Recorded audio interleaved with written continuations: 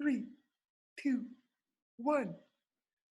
We are broadcasting live right now with Alyssa Carson. Hi, Very Alyssa. be here. You're the very first guest we've had on who's a teenager. Wow. Yeah, so and why that matters is because you're equal as a space professional to all the full grown-ups I've had on the show who aren't teenagers. That's the amazing thing about you. You are 19 and you are in the running to be one of the first people to walk on Mars. That's definitely the goal, yeah. How are you today? Yeah, I'm doing pretty good. Just another day, self-isolation, I guess, getting used to the new world and yeah, just trying to keep up with everything, still trying to do as much as I can from home. So you're a teenager, you're 19 and you're in college. Correct. Since everybody's in quarantine right now, does it feel kind of like this is space mission training? Yeah, I feel like a lot of people have said that, like, oh, you should be fine with quarantine. I mean, you want to be in a rocket for like 6 months going to Mars. It's basically the same thing. It's just like good practice for the mission to Mars. So, I mean, definitely joking around. Yeah, it's super fun to, imagine, how we're all, somewhat training for a mission to Mars, getting used to what it would be like to be in a confined space for however long. And Mhm. living comfortably with the people you're with, getting along with each other, putting up with each other days on end. So it's super cool to kind of see that connection between what we're going through now and possibly a mission to Mars. It really is difficult. Like when we're living in close quarters with people for long periods of time, it's not easy, is it? Yeah, no, it's definitely not. I was at school, but obviously I came home. And so I've been living, with my dad and grandma, and we're just with each other almost all day, every day. And obviously that's a joy. And so it's definitely gone back to us, managing with each other and having a good time. When you're at college, so you go away to college, you go to Florida Tech. Correct. So when you're at college, do you live in a dormitory? So from this first year, I did live in the dorm. So I do plan to move off campus now for my sophomore year after that. But yeah, I did live in the dorm. Was living in a dormitory like being in a spaceship? I mean, it was pretty interesting. I feel like I can't say too much though. I had a pretty swanky dorm, to be honest. It wasn't really like your traditional dorm style. So we all had our own private bedroom. So basically how it was almost like a suite. So we had 4 bedrooms, 2 bathrooms, a kitchen and living space. So it was almost like a mini apartment, to be honest. Obviously all the rooms were super small, but just even having the privacy of like my own bedroom was kind of enough to be Curious. It not wouldn't be like that on a spaceship, would it? absolutely not. So on a spaceship, I work to explain to students, like in your mission to go to Mars at the very fastest we would travel, we would be at Mars in 6 months, but most likely it would take around 8 months. So that would be really close quarters to be with how many people, like maybe 3 other people in a spaceship all the way to Mars. How do you think that you would handle that? Yeah, I mean, it's definitely something pretty crazy to imagine. I mean, I like to think that I get along with people well and that like we would all be friendly. I definitely think, along the way, I think we'll have, some things to keep us entertained, whether it's little experiments or whatever, just to keep our mind busy or either just looking out the windows, whatever it might be. But I feel like we'll manage in some way. So you're studying astrophysics right now. So you would probably be doing astrophysics experiments on the way to Mars, right? Yeah, I mean, definitely on the mission to Mars, I'm sure there'll be some sort of like little experiments to either prepare for all the experiments that will be done on the planet, anything that they want to test on the way there, all those kinds of things. So anything that can kind of be accomplished on the way there. I can imagine there would be a lot of science that would be done on the way there because we've never had people that far away from Earth before. Right, right. Definitely probably a lot of imaging, a lot of tests and that kind of thing. So I'm sure there will be a decent amount of stuff to do. Is that why you're studying science at college? Yeah, I mean, kind of my ultimate goal would be to be one of the mission specialists on a mission to Mars. So kind of with studying what I am studying, I basically go through almost all levels of all science. So I basically take every chemistry, every physics, every biology, and that's just kind of like the curriculum I follow. And so that kind of gives me a decent, like, vast knowledge across all areas of science. So hopefully being a mission specialist, because we have some tests that we have in mind, but you never know. Let's say I'm a biologist, but we need to do a chemistry experiment or something like that. It's good to kind of have good knowledge across all levels of science. So hopefully with that, I'll be able to, test water samples on Mars, test bacteria, look for bacteria, see kind of the potential of Mars, its atmosphere, what all is there and what can be done. What is your favorite science? Well, since starting college, I definitely think that it's changed a bit from high school.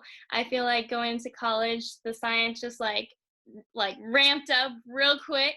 Wow. Um, it has been a lot of fun though, because so far, I've taken physics, chemistry, and biology all so far. I would definitely say that biology has been my favorite so far, probably physics second, and then chemistry last. Not a big fan of chemistry at the moment. Been definitely the most challenging to kind of keep up with, but yeah, I've definitely enjoyed what I have learned so far. I've even taken a space science course already, so that was pretty cool to kind of relate, what I'm typically interested in, and doing that at more of a college level. What was your favorite science in high school? Well, I definitely was probably more physics in high school Mm, than biology. I definitely think that the reason why I dislike chemistry the most now is because chemistry is actually the area of science I took the least in high school. So since I had like less exposure to it, I think that has caused like some struggles now and like catching up to some knowledge where I missed. Whereas like bio and physics, I kind of took more of. So biology wasn't really my absolute favorite in high school. Could have been, you know, teachers and just the environment, but I've definitely started to kind of enjoy it a lot more. So I've been through similar experiences. When I was in middle school, chemistry was really hard for me. But then in high school, it became more interesting. In college, it was difficult again. It's different ways of. It's sort of like this. The more you understand of something, the more there is to explore in it, and Mhm. it isn't exactly what we think it is, which actually makes it sort of exciting because I like to be surprised. For me, algebra was really tough when I was very young, and now it's something that I love a lot. So I have a question. Do you think that your brain now, because a lot of the people that watch this show are maybe in middle school. So does your brain work better now than it did does your brain actually work better now that you are 19 than it did when you were in middle school?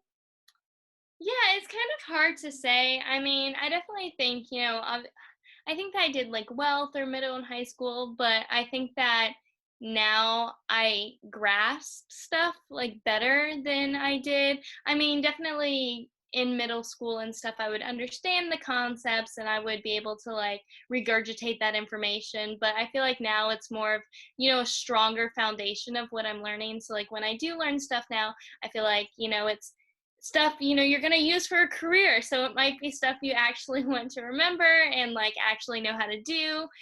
So I think it's a lot of being in that situation, you just kind of retain the information, I guess, stronger to be able to continue to build on it. When I totally agree. When I was 13 or when I was 11, it was really difficult for me to study the stuff I was supposed to study. Like I wasn't interested in studying certain subjects. Oh, actually, when I was 11, I really didn't like chemistry at all.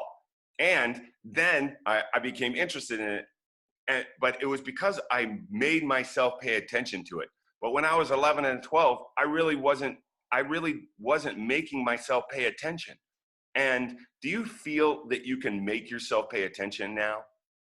Oh, definitely. I mean, to be able to, I guess, like truly excel, I mean, definitely all my classes require a good bit of attention, especially, as they're progressively getting more difficult. You have to put more and more time into them.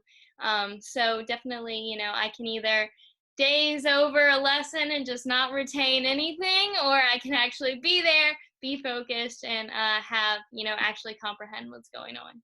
Okay, I have some questions with like that is exactly, but it's been my experience. There's a thing, study your business like homework. And you've always been studying the business of space exploration. You've been studying everything about space exploration.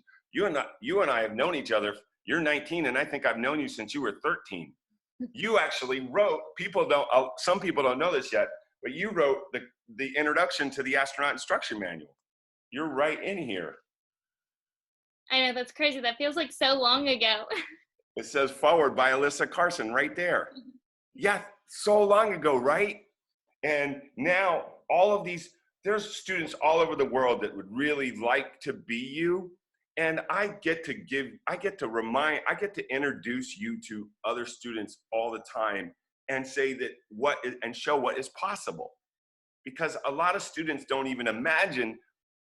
I know for sure that you have worked to be the first kid in space, for instance. Even right now, you're still working to get to space to be the first teenager in space. Mm-hmm.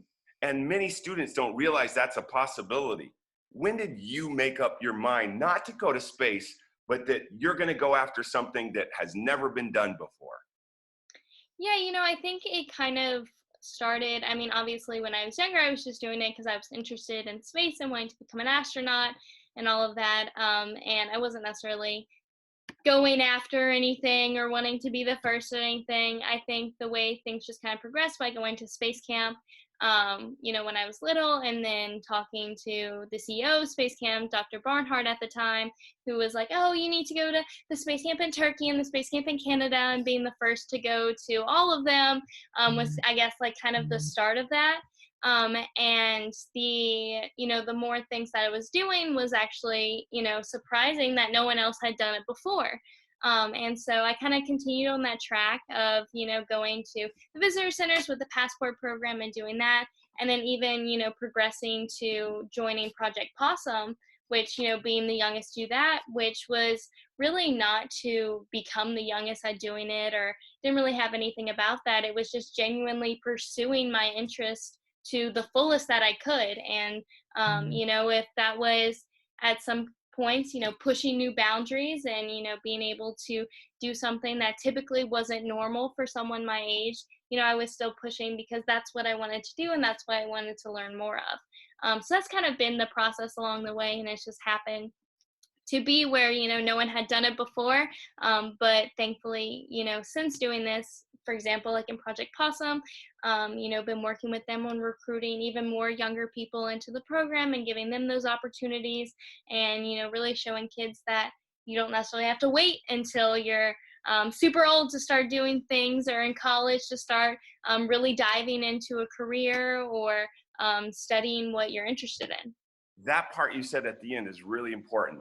You don't have to wait until you're very old to study what you want to do or to pursue the career that you're after. Mm-hmm. Like I think that's one of the things that distinguishes you above a lot of the students that I've ever worked with. Like, do you know a lot of other people like yourself that have pursued the goals or their dreams? Yeah, I mean, it's definitely something that is super rare. I definitely think that, it's not too uncommon that people, kind of figure out what they're interested in when they're young, whether it's, being a vet or going into marine biology or whatever. Usually people have something that they stick with that they're interested in doing in the future, but they don't actually go out and start pursuing that. They may dive into a few texts, maybe learn a little bit about what that can mean. But the whole idea and what we're used to is that, okay, yeah, I'm interested in marine biology, I'll wait, and when I go to college, I'll study marine biology. And that's just kind of the general system that we're used to with things. Whereas, if you are interested in marine biology, maybe go help out at, aquarium, start learning more with animals, working with animals, or start working with maybe a coastal restoration project, something nearby. And, kind of start exploring more projects to get into, to actually get you more involved in it, to see, what the possibilities are and how far you can actually go into marine biology before even starting college. That's really good advice. There was a student I know in Jamaica who wanted to be a pilot, and he said, I don't know how I can do it because I can't afford it. And I said, there's an airstrip near your house in Jamaica. I need you to go over there and tell them that you'll work for free and volunteer as a teenager to work over there. And they accepted him, and he is now a pilot. Yeah, no, exactly. Yeah, it's all about looking in your local area first, see what possibilities are out there, and then seeing what can actually come from those. And a lot of times grown-ups will support students that are interested in pursuing their passions. Definitely. So I can say this as a grown-up, I've always been interested in supporting you because, wow, here's a person who as a teenager or even younger, I think that you were very, very young when you decided that you wanted to go to Mars, has been pursuing and doing the work. I remember your dad even telling me that you did like bake sales to raise money to do some of these programs that you did. And you still played soccer, and you did all your homework, and you were always respectful to other people and helpful. I've seen you help other students, like when you get brought to teach at space camp sometimes. You've been involved in these different settings where you get to be the person that most students are working with. And that is the opportunity that a lot of students don't even know because there's not many role models like yourself. Right, no, and I definitely believe that, that's kind of what got me into speaking more, in the first place. I mean, my, first, I guess, speech was for a friend who worked at a 4-H camp, and she just wanted me to come and talk a little bit about space because why not? And so I went and I spoke and basically just rambled on about all the knowledge about space history that I have because I didn't know what else to say. But that kind of got me started and talking to either, people my own age, people younger than me, and that kind of thing.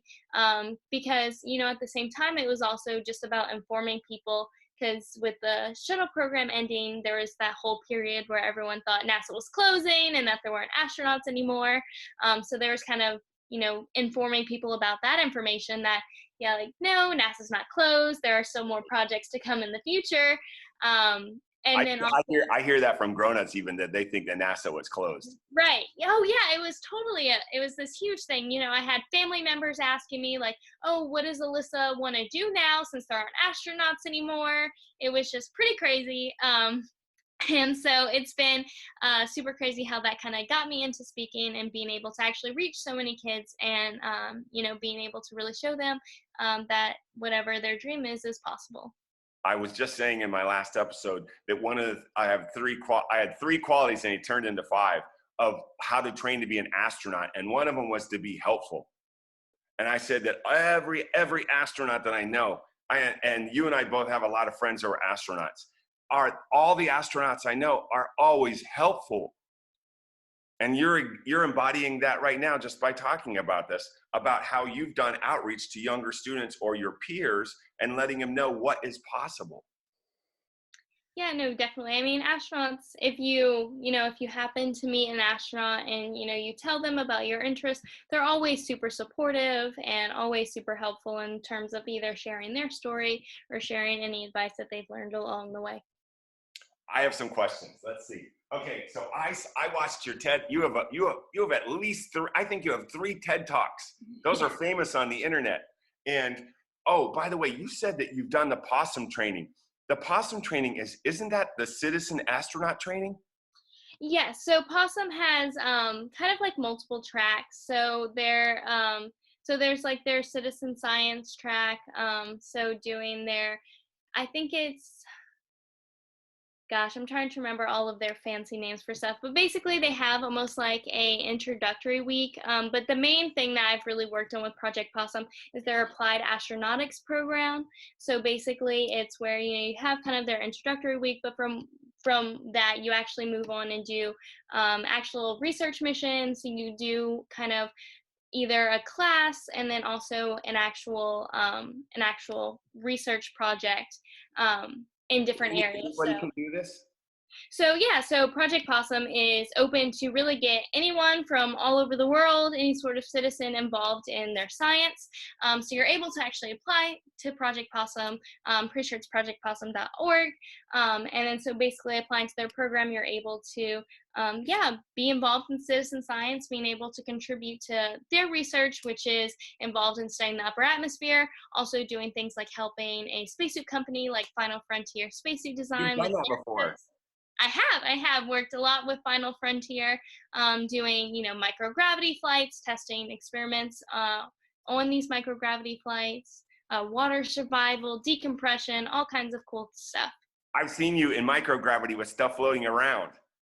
Yeah, definitely best experience you could have. Really? You know who else has done Project Possum is Dr. Cyan Proctor. Do you know Dr. Proctor? I hear you know, through all the possum calls, that name is like, I feel like is always just like thrown around every now and then. I'm like, oh yeah. Oh, that's cool. She's an analog astronaut, so she's done 2 high seas missions with NASA. Hmm. She's a good friend of mine as well. I have on one of your TED Talks, you Hmm. said that what is your out of this world dream? And that is a good thing for people to think about, to figure out when you say what is your out of this world dream, what do you mean by out of this world? Yeah, you know, and I think that kind of connects back to, you know, when I was younger and initially talking about wanting to be an astronaut and go to Mars, you know, obviously when I was super little, that wasn't really a reality at the time. You know, we were, you know, on shuttle missions. No one was really talking about Mars. We weren't really focused on that being something that we would actually be doing. And so at that time, They sure weren't talking about having kids in space at that time either. right. And so it was super crazy because, you know, I kind of decided that's what I wanted to do, even though that wasn't even something that existed at the time. Wow. But, you know, the more I kept working towards it and, you know, the older I got, the more of a reality it's actually become now that we've switched, you know, to wanting to go to Mars and having those ideas. So definitely don't kind of limit your dreams to what is possible right now, because you actually never know what could come in the future. So your out of this world dream could be anything. Right, exactly. My out of this world dream then would be did you ever see Pacific Rim with the giant robots? I'm not sure I It's a giant robot movie. My out of this world dream would be to have my own personal giant robot. have. That would be my out of this world dream. And it may be impossible and it may be just super far-fetched, but we may as well have one dream that takes it as far as we want to go. Exactly. So you also said, we are all one. Who is we? Yeah, you know, I kind of, you know, in saying that, I kind of meant, you know, just kind of all of humanity. I've always seen, obviously, I went to an international school and I was always around people from all over the world. It was just kind of the norm at my school, I guess. So being around that and also traveling as much as I have, you know, I absolutely love traveling and experiencing new cultures and people from all over the world. And even, you know, the thought of a mission to Mars possibly being, you know, a global mission, something to where you could have, you know, some NASA astronauts, a couple ESA astronauts, a Russian astronaut, you know, however the mix wants to play, but, you know, having it to where we're finally uniting to do something as big as going to Mars and something as incredible as going to Mars. And it can be, you know, us as planet Earth is making our way to planet Mars and succeeding in something like that. So definitely just an idea of us coming together to do something so big. When we're in outer space, we turn around in outer space and we see the planet Earth and we can see the whole planet Earth in one look. And we begin to understand that all of us are one thing. Right. So we is like Earthlings. Exactly. Yeah. All us Earthlings. All us Earthlings. And Loretta Whitesides, she said when we move to space, we'll be called, instead of humankind, we'll be called space kind. Space kind Earthlings. We can just shove all the names in one. Yeah. All right. The last one was the importance of helping others. We've already talked about that, and I'm super glad that you feel the exact same way. When I am working with students, I always look for the helpers. Yeah, thanks for being a helper. You embody that principle. I have a couple things, these are what I call the takeaways, that students who are watching this are going to hear your answer and going to have a takeaway. So have you ever made a mistake? I mean, of course, literally all the time. Is there a mistake that you made that you thought you would never recover from, but it turns out was actually not that big a deal? Um, let's see. I feel like I can think of something. I mean, honestly, most recently, probably the most recent thing, I was dealing with my calculus class I'm in right now. Obviously, we're right at the end of the semester. Final grades are coming really close. And, I was down to the final exam and I had to get a certain score to be able to get an A in the class. And, this A really meant a lot to me because, this A and this, really hard class would mean so much towards my GPA, which for some reason means so much to me. And so I was very determined to kind of get this A. And so I ended up submitting, the exam with my scratch work, which was then reviewed. And then basically with what I thought I had gotten, I would get my A. And then it turns out I got a question wrong, and which was -6, which was actually enough to bring me down to a B in the class. So I went from a 90 to an 89, which obviously is a huge effect going, on your GPA because they just see the A's and B's. And so it was just kind of, I've been the past few days a little bit down, I guess, just about that this one question has kind of made that big of a difference, in my school career, and just kind of reflecting a little bit about how big and important that is to me. But at the end of the day, a B, if that's what I do get, is not the worst thing in the world. And True. that, also, I have learned the material, I'm confident in what I've learned. So at least I'm taking the knowledge away to continue building, and hopefully continuing to succeed in the next level of math. I hear a lot of students talk about how when they pursue a career such as yours, that it is difficult and that sometimes people feel like giving up. But I've talked to a lot of the students that are the college students that are with the Brooke Owens Fellowship, and they are always explaining that I thought I was going to fail. I thought that I was going to quit, and I kept on and I succeeded. Is that your experience also?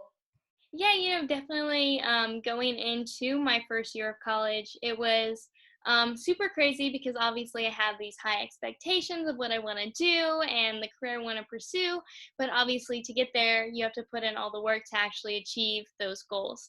And so, going in and experiencing all these hard classes was definitely kind of just like almost hitting a brick wall, like here's where I want to get to, but I have this huge wall in my way of all these complicated classes and all these new things that I have to learn and be able to excel in and do well in to be able to achieve my goal.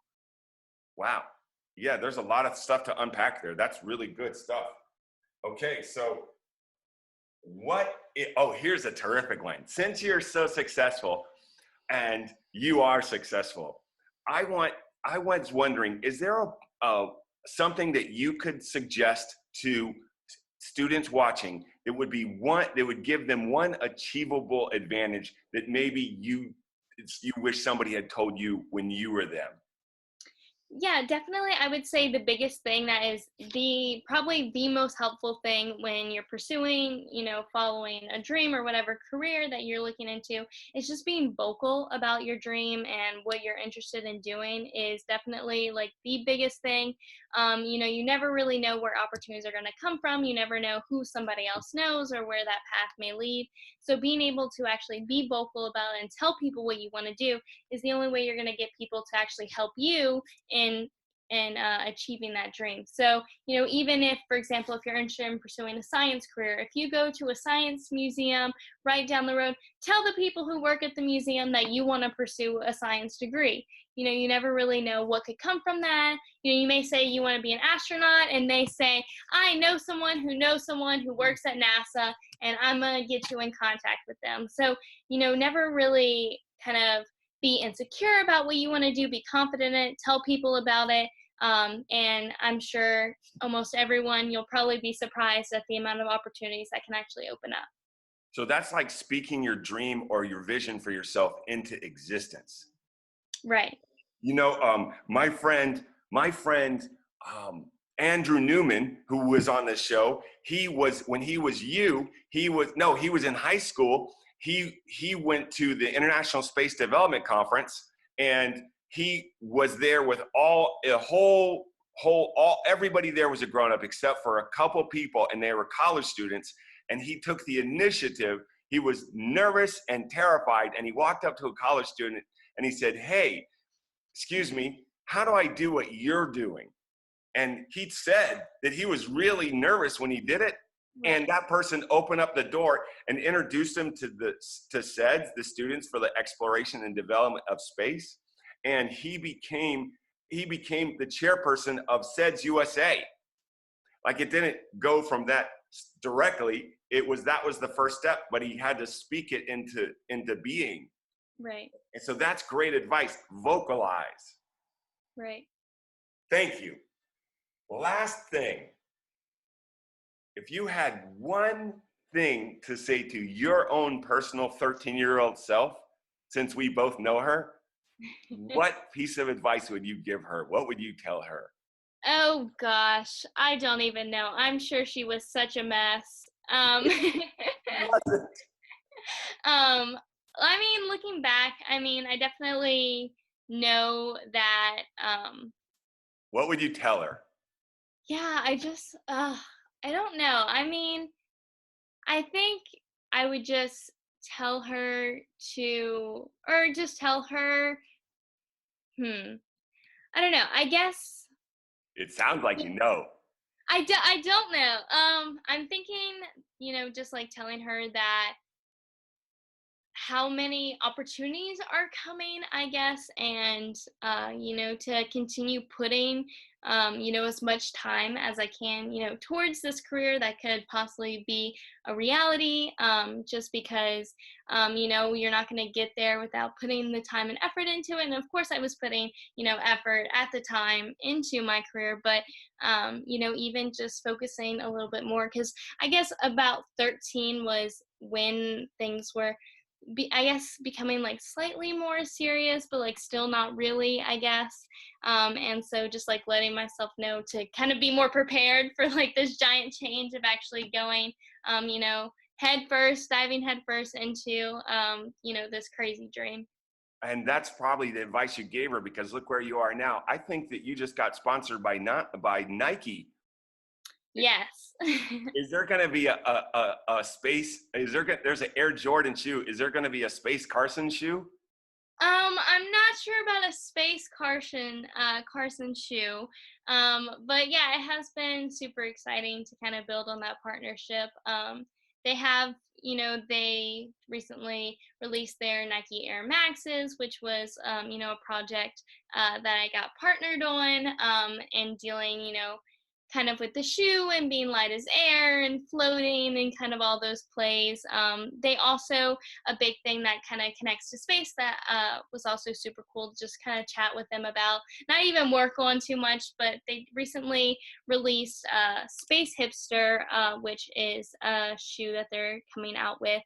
And they've been working a lot on recycling a lot of their parts of old shoes and actually like putting that all together, and making recycled shoes, which look all funky, with all the parts from different shoes like mashed together. And so that's been really cool to, work on, recyclability and like all of that, and how they can reuse as much as possible. In space, we have to reuse everything. Exactly. It's super important. Yeah. So that's a lot. Thank you so much for your time. I'm looking forward to the day when you're going to space and I'm going to be standing there watching and the shit's going off, and I'll be like, oh God, I'll be like crying because I'm so proud of you. And I'll be like cheering, go, go, go, go. You're awesome. Thank you for inspiring all of us. Yeah, thank you so much. Okay, we'll talk to you later. All right, thanks. Bye. Bye, Alyssa.